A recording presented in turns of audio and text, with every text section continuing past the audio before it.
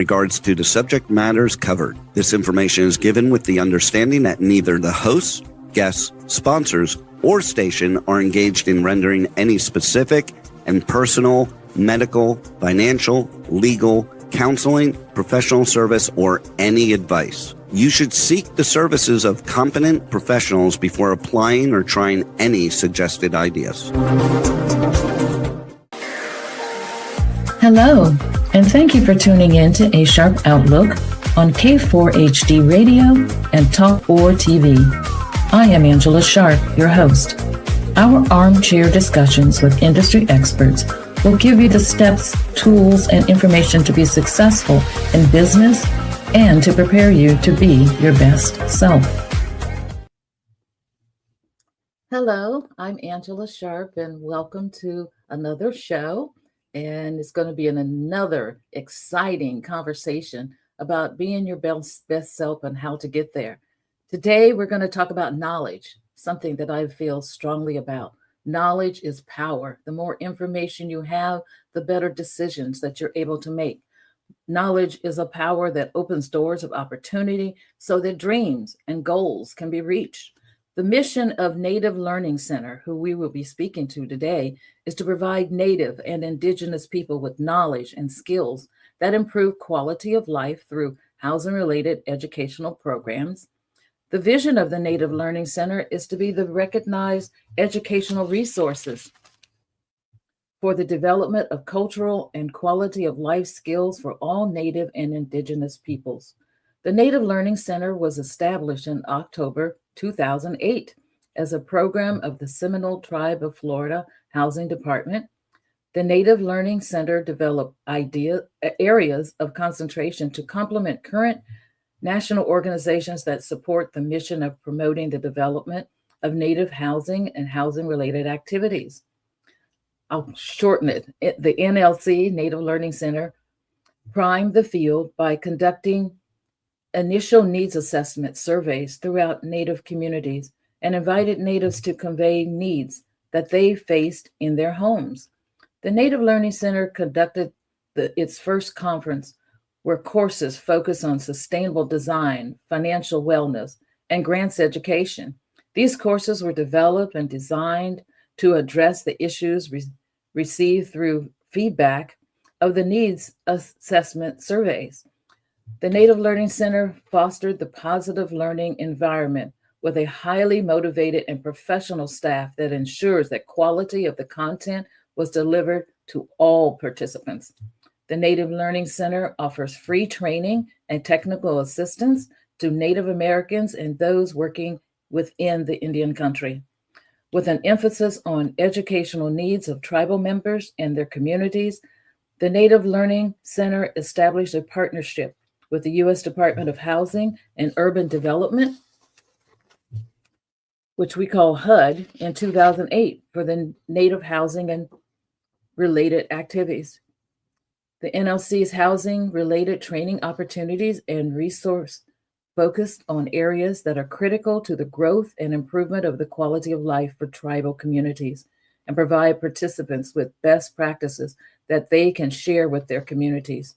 Their unique and culturally specific trainings cover subjects that support the primary objectives of NAHASDA, which include but are not limited to promoting affordable housing activities to develop, maintain, and operate affordable housing in safe and healthy Native communities, ensuring better access to private mortgages for Native American tribes and their tribal members, promoting self-sufficiency of Native American tribes and their tribal members, coordinating activities to further economic and community development for Native American tribes and their tribal members, and promoting development of private capital markets in Indian country and allow such markets to operate and grow.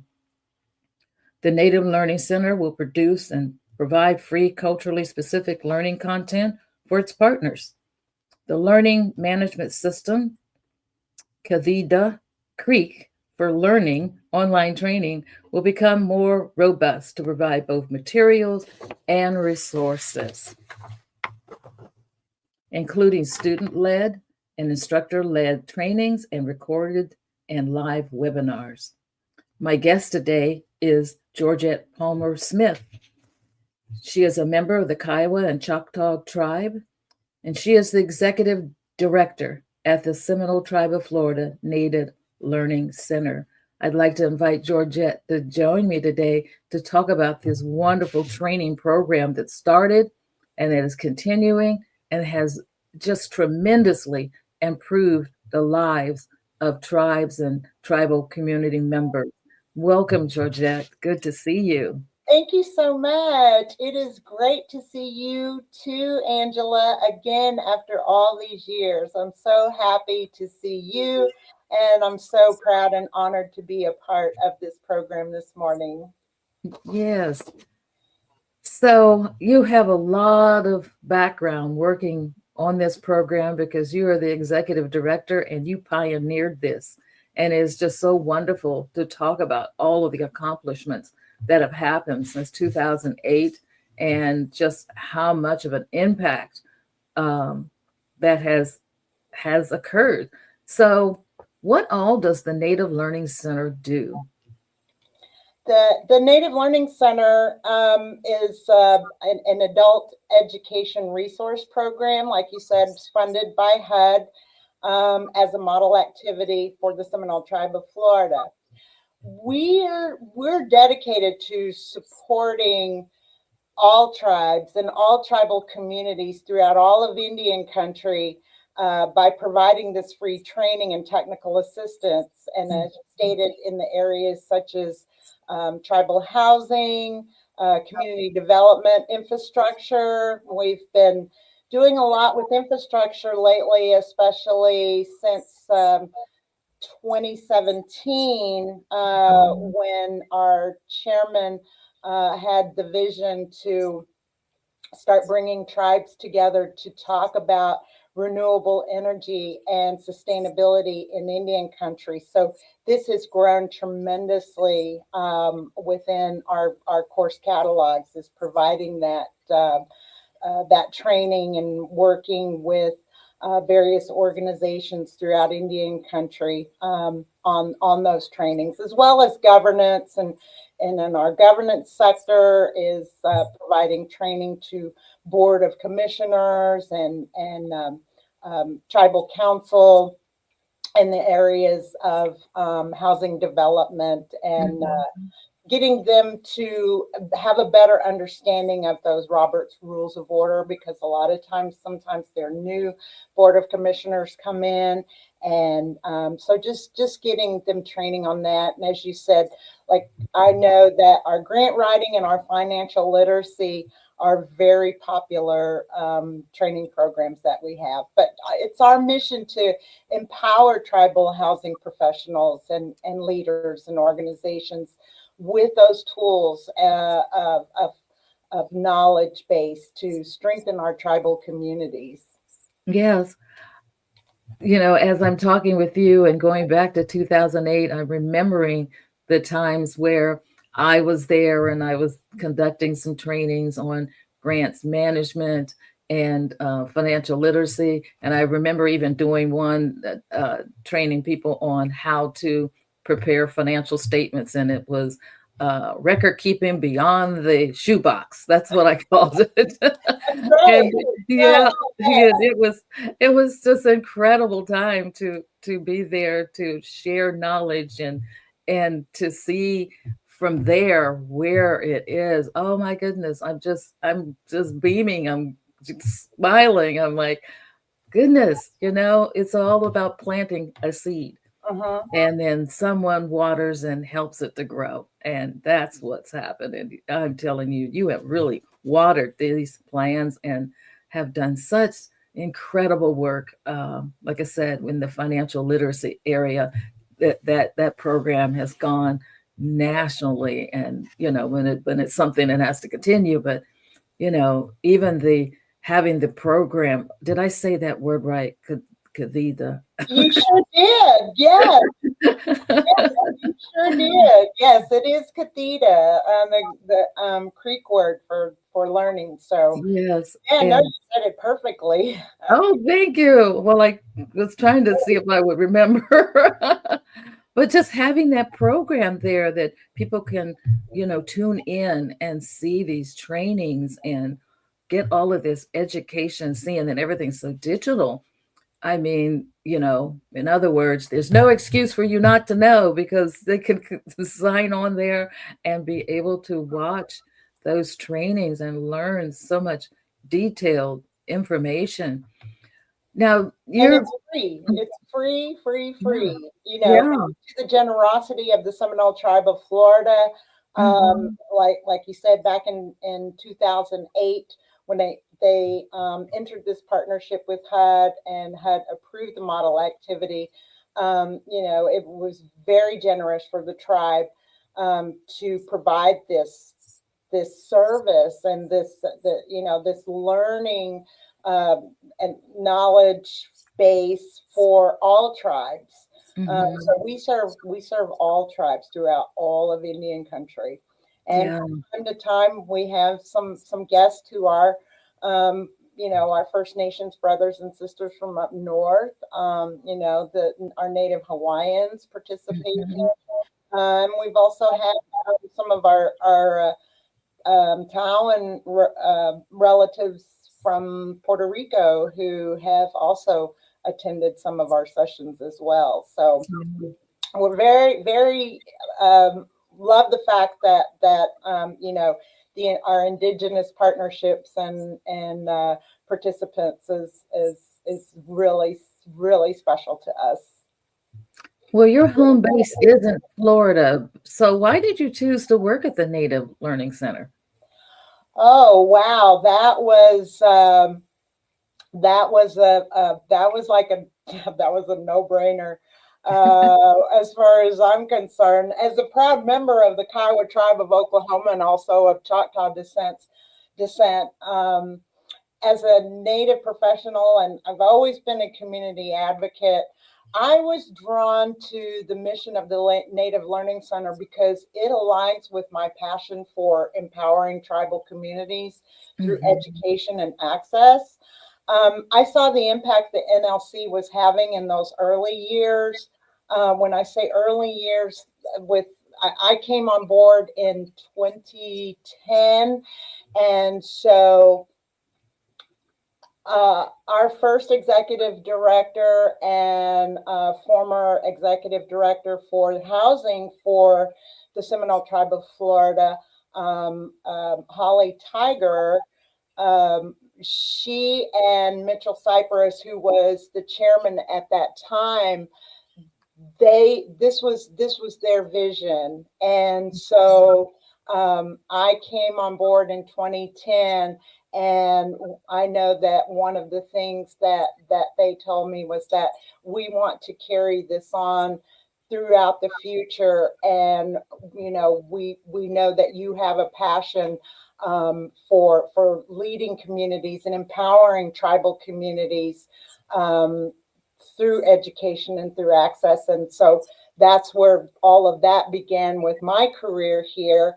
Um, I saw that the NLC was a program that was uplifting leaders, especially through, as I stated, the governance training that we have with training board of commissioners.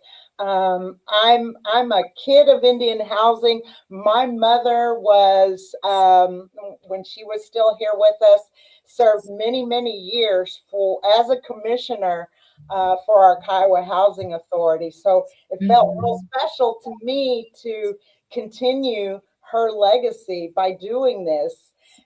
So we create that opportunity. Building capacity in often under-resourced areas was very important to me. And I knew that I wanted to be a part of the legacy here at the Native Learning Center for the Seminole Tribe. And I've been here for 15 years. Yes, yes. Now the NLC, it provides webinar training and various topics related to operations, finance, compliance, policies. Um, how often do you provide a training, and how do those that are interested register? We provide training year round, typically hosting webinars weekly on Mhm. our Catheta platform. sometimes multiple sessions a week. Last week we had the amazing Cheryl Causey, who did a tribal council training, more like a board of commissioner training, 5 days in a row. So we did Monday through Friday. So sometimes we have those series that'll last at least 4 days out of the week. But typically we produce 80 to 120 webinars annually. Wow. And we also organize several large-scale conferences throughout the year, such as I stated earlier, Chairman Osceola's Renewable Energy and Sustainability Conference, coming up in January. This will be our 8th annual. It would have been our 9th, but we sit out 1 year in 2021 due to the pandemic. But that is our largest, and we produce that and host it at the Seminole Hard Rock Hotel and Casino. We also have an technical assistance providing tribes with they put in a request, and we have our subject matter experts go to those tribes to provide training, 1 to possibly 3 days. We also do smaller scale trainings. We're actually leaving this week to head to Albuquerque for our property maintenance training for housing professionals. But anyone that's interested in registering for our webinars or any of our conferences and our trainings can visit us at nativelearningcenter.com, and there on our website you'll find our calendar of events, all of our registration links, and again, all of our trainings are free to tribal members across Indian country, as well as those who work in Indian country. Yes. I was just thinking about the fact, this is ongoing because, the tribal council, they have new elections, new tribal members come in, and they need to get that foundational training, to understand what their responsibilities are as the council members, and in being able to administrate, properly, and they're in the communities that they serve. And so it is ongoing. And then the children keep growing up, so the financial literacy has to keep being taught to the next group of children, teens, before they graduate. And so it is that is quite a responsibility that the Native Learning Center has taken on to repeat.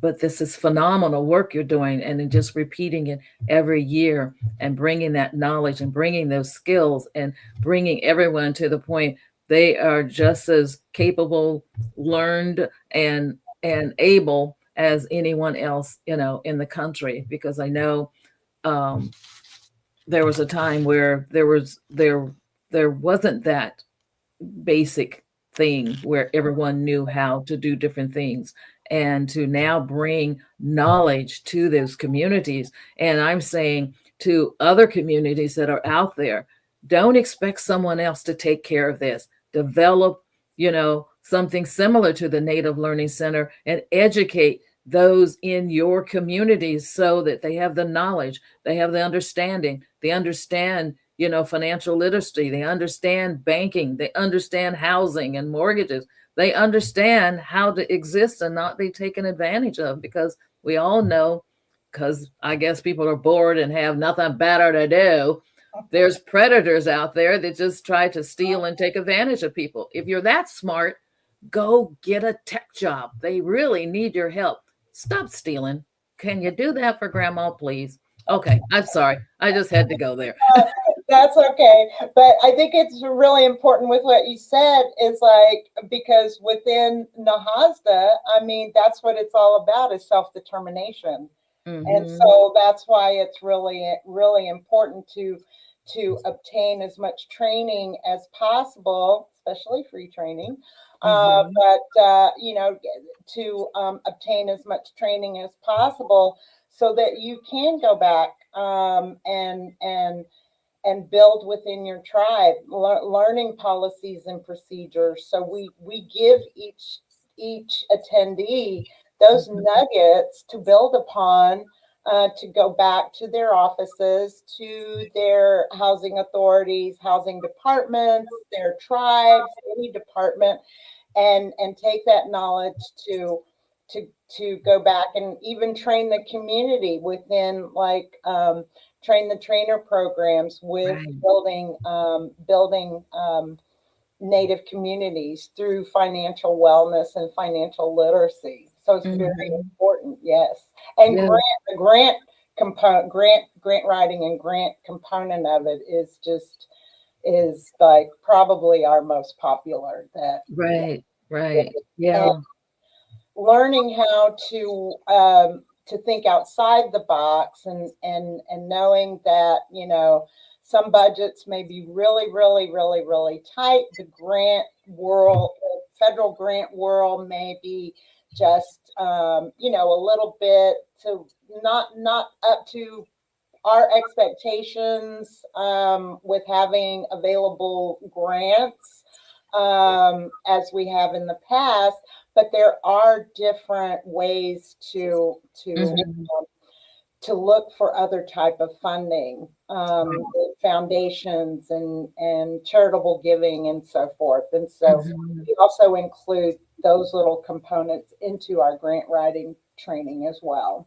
Yes. Yes. I remember those grant writing trainings and things because they there was these stereotypes that there was mismanagement, and it's like, no, there's not mismanagement. It's systems that need to be, and processes that need to be implemented. And yeah, I had my fights with the federal government over those kinds of things. It's like, I don't know who you're talking to, but let me tell you what the real problem is.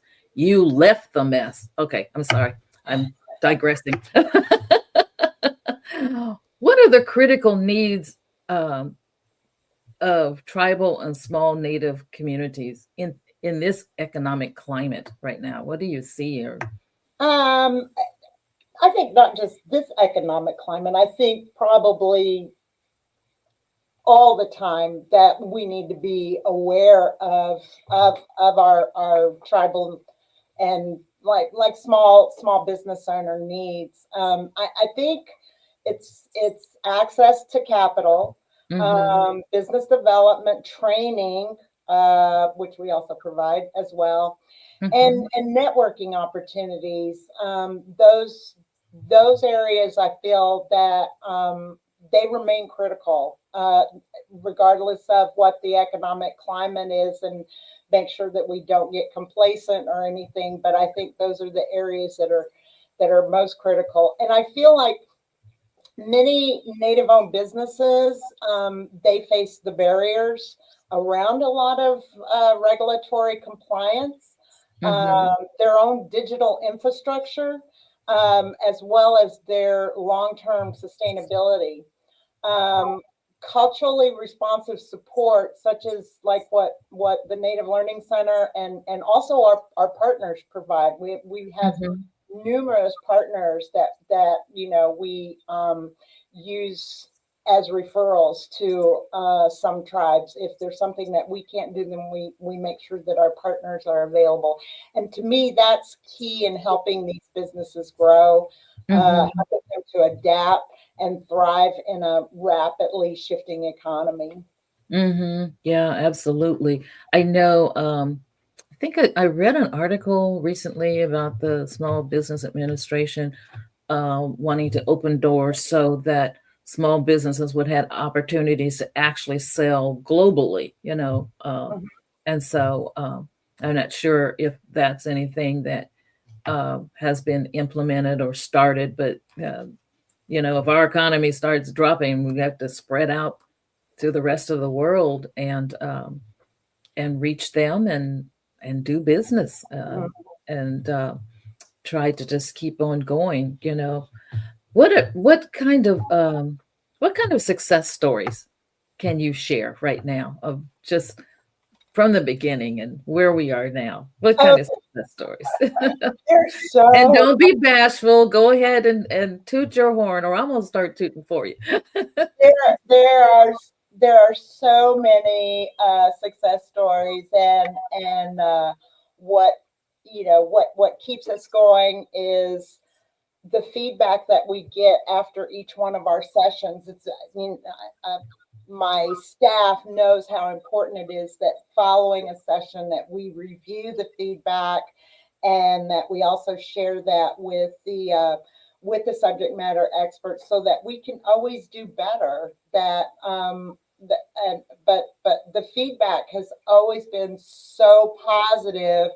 I would say probably the only negative things that we ever see on the feedback is like, oh, the room was too cold, or I lost my connection, things like that.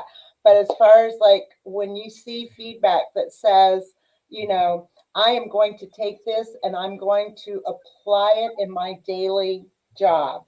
And those, to me, each time that we have a training, whether it's a webinar, on-site training, or a technical assistance, and we see that, that is the success that that makes us proud and makes us proud to be ambassadors for the Seminole Tribe of Florida.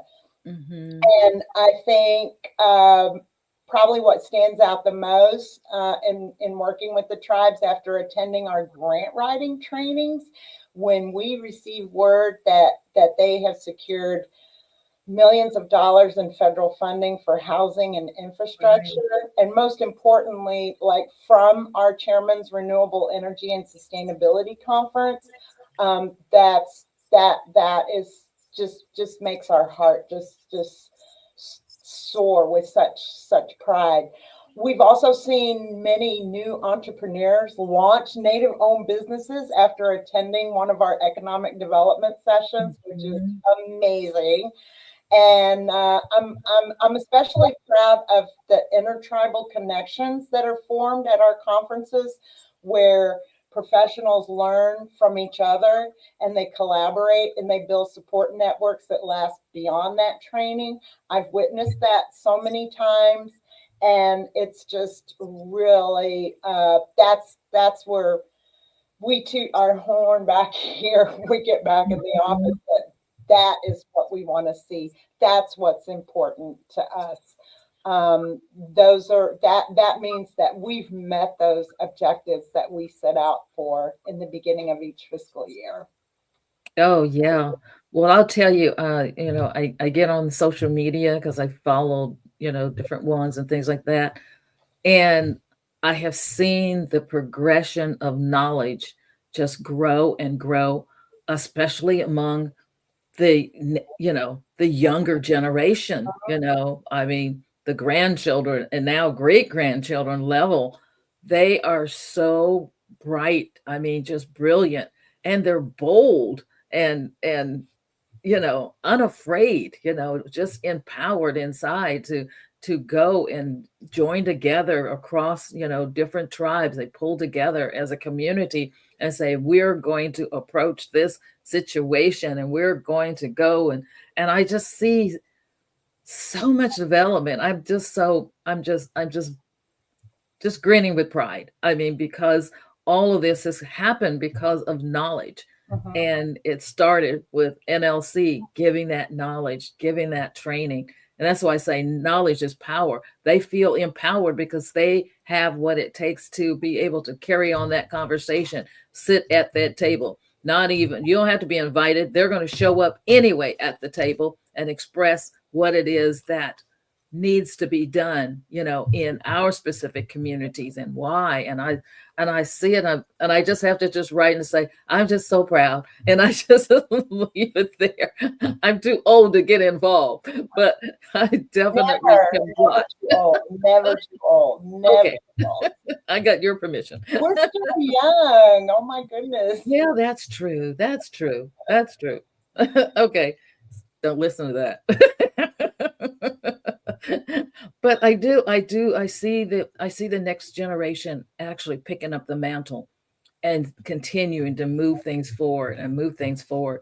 And it just makes my heart really leap, because I remember 15 years ago when we were just out there having the conferences and doing some trainings and different things like that. And at that time I was working at Awista and going out there and dealing with trying to, get lending and all of these things for mortgages. And so it's just to see just the amazing growth and the expansion and the hunger for more and more knowledge. I mean, this is what started.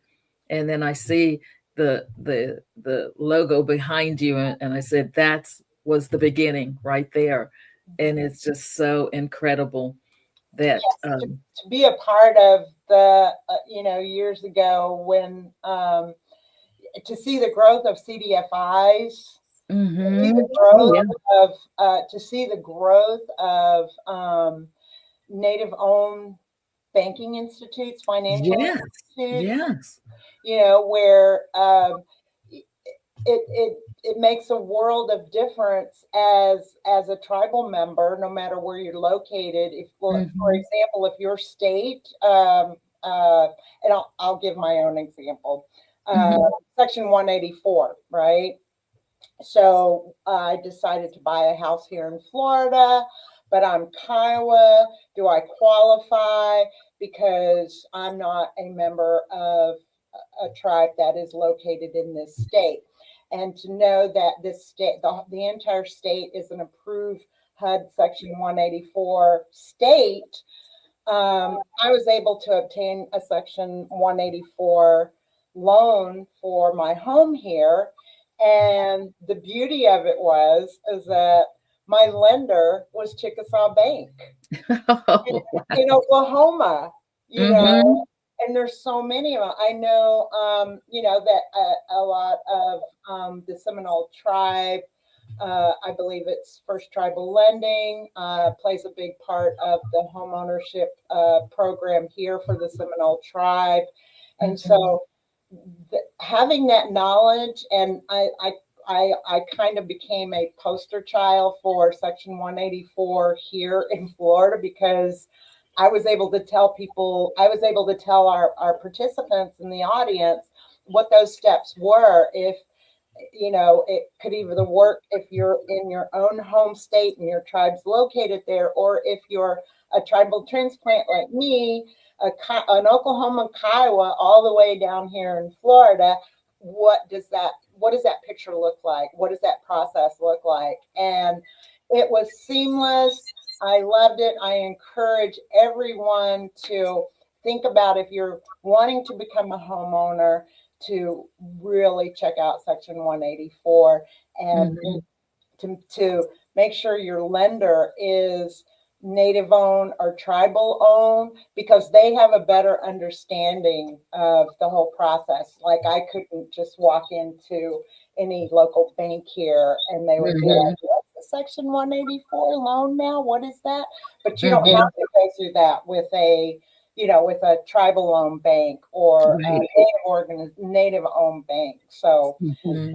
I didn't mean to go off course, but that's Oh, one of no, the no, things no. that I I'm mean, learning that's knowledge that they need to have, because I know in most traditional banks they don't understand how right, tribal community and tribal lands work, and so um, it's just going to be probably a very frustrating situation. right. And so it's really, you started mentioning the banks. Cherokee now have their own bank, and so. I love Um, it.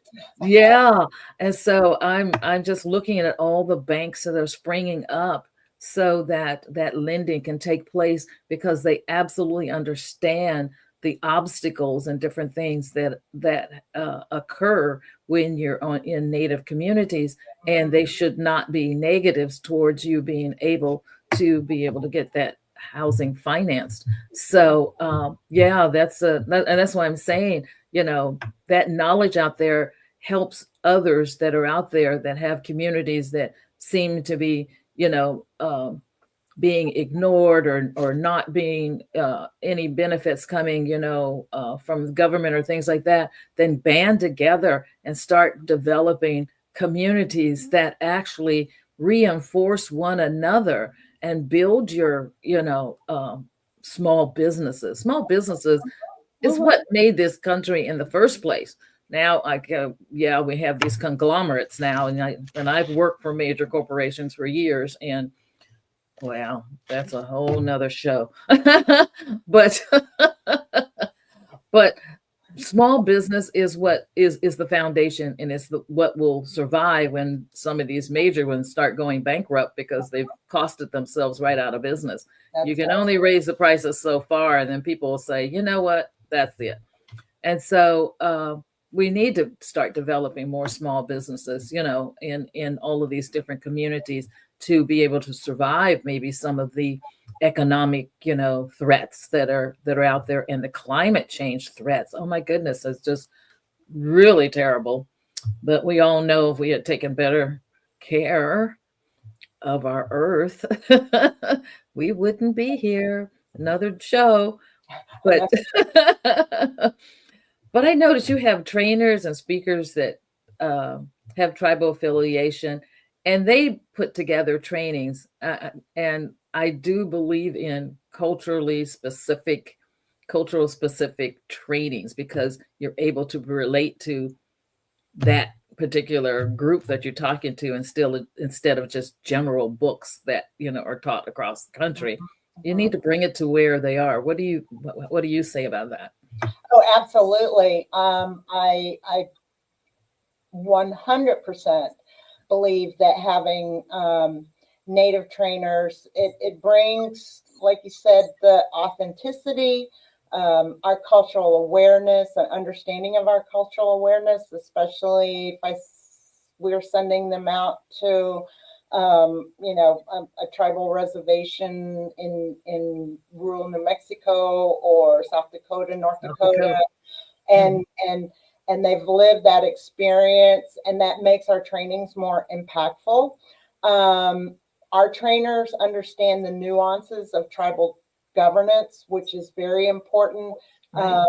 They and some may not be native, but they've worked in tribal government, and so they understand tribal governance.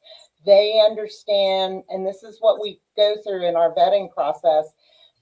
They understand our history, the history of tribes and the location of tribes and what they've gone through, and also the all of the unique challenges that our tribal communities face. Mm-hmm. This helps the trainer tailor that content that resonates and reflects the I'd say the real world applications for each tribe and each tribal organization when they request that technical assistance. Overall, our training and development team, we sit down in March and we plan as far as our webinars. We plan out the entire year, and we have a flow to it, and so we know who those subject matters are that we go to and request for a quote, because they've already been vetted, and they've kind of like veterans.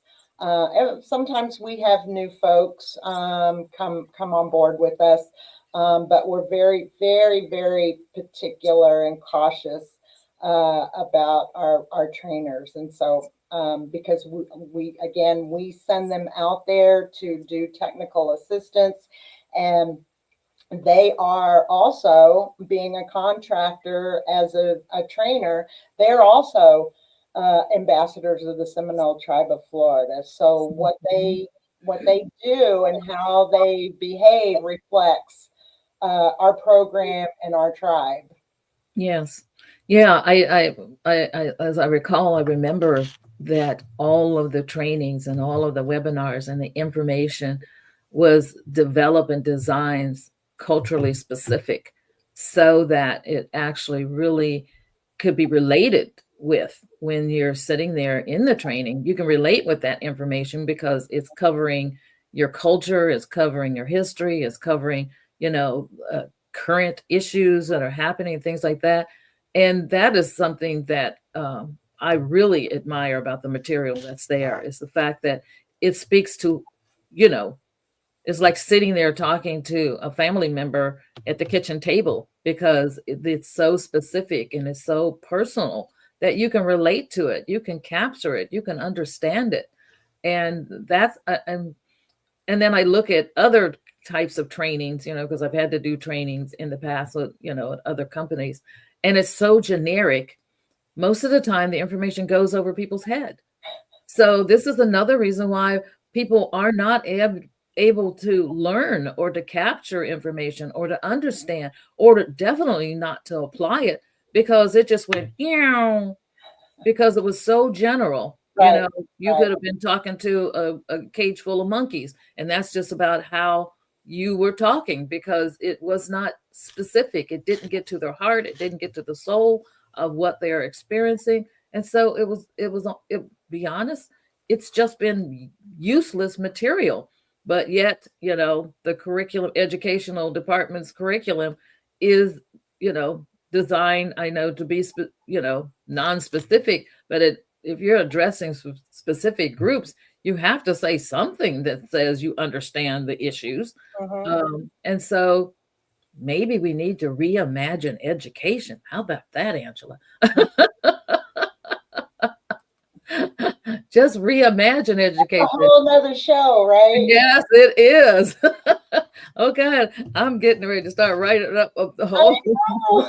group of programming, because you know, when you start talking about knowledge, I mean, I really feel, you know, blessed to have been able to get the education that I have, and it opened so many doors for me, and I know that that's the key to doing some of the things, is Mhm. getting, you know, all of that knowledge and that you're needing.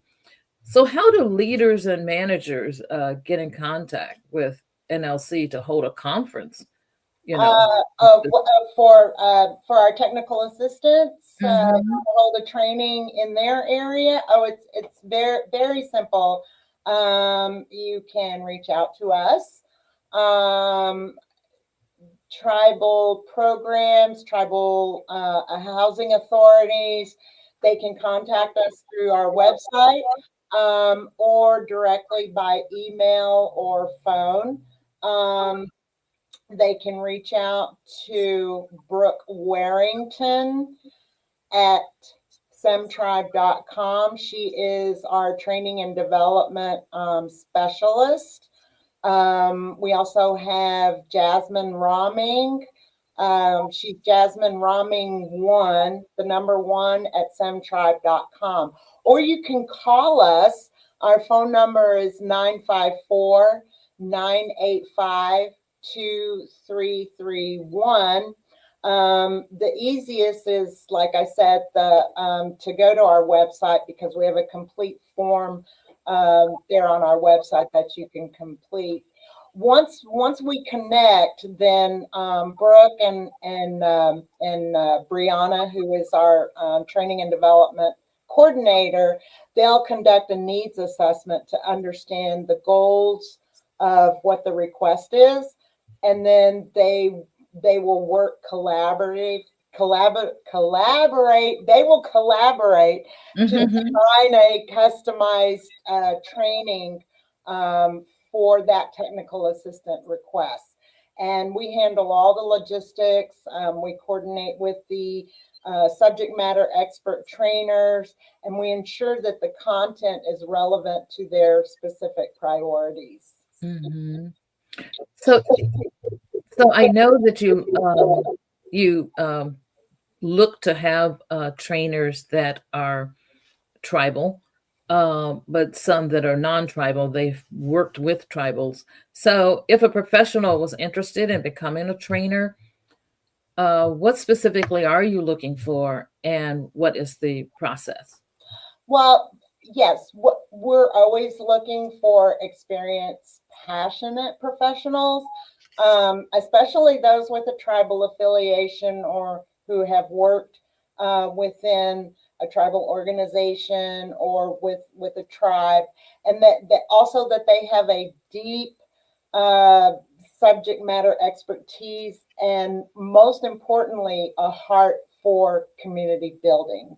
Mm-hmm. That's very important. Prospective trainers, they can submit a proposal or just drop an email to Brooke Warrington at semtribe.com, and we definitely will look into it further. Like I said, we vet our subject matter experts very, very, very thoroughly. We evaluate their credentials, their areas of expertise. It has to align with with what we train on within the objectives of NAHASDA.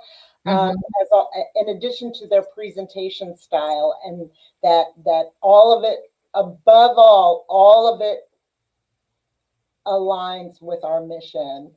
And then once you're selected, then we send an invitation to collaborate. And then there's also the process of becoming a vendor with the Seminole Tribe of Florida. So that's a whole nother process. We have a whole vendor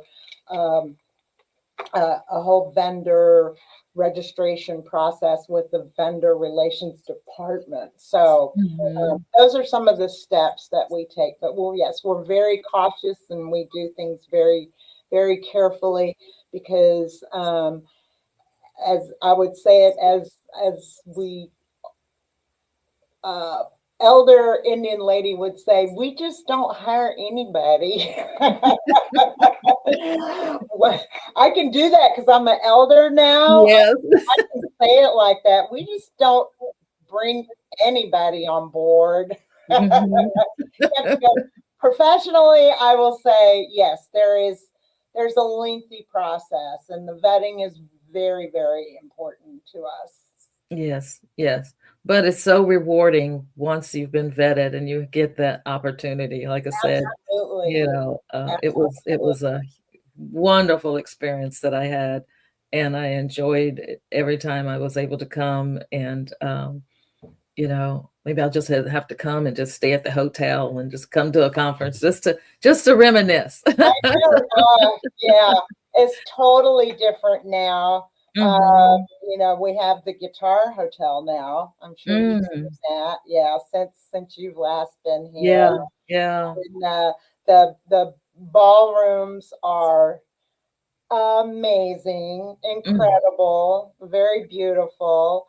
One of the ballroom that our general session is actually the same ballroom that we had when you were here, but they built so many more ballrooms and meeting rooms, so the meeting space is exquisite there. It really is. And I know you remember how good the food was. The food is even more amazing. Yum, yum, yum.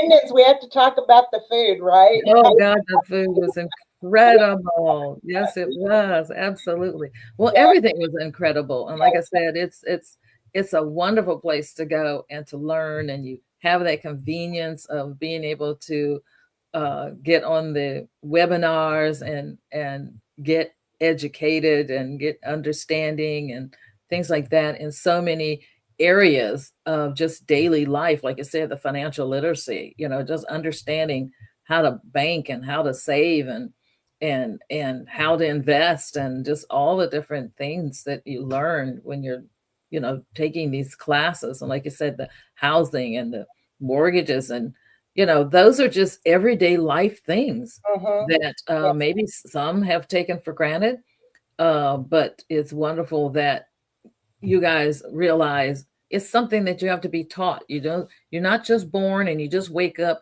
and you know how to handle banking. It's something that has to be taught. So somebody has to take an initiative to teach somebody how to do that or get on a webinar and learn how to do that, because if you don't have that knowledge, you are opening yourself up to a lot of risk of someone taking advantage of the fact that you don't know. And like I said, there's just so many people out here who that's their profession, of taking advantage of others. we want to have our community members safe. We want to have our businesses safe. We want to have, organizations safe, and we ought to be able to trust our neighbors better than that. But we're in the times that we are.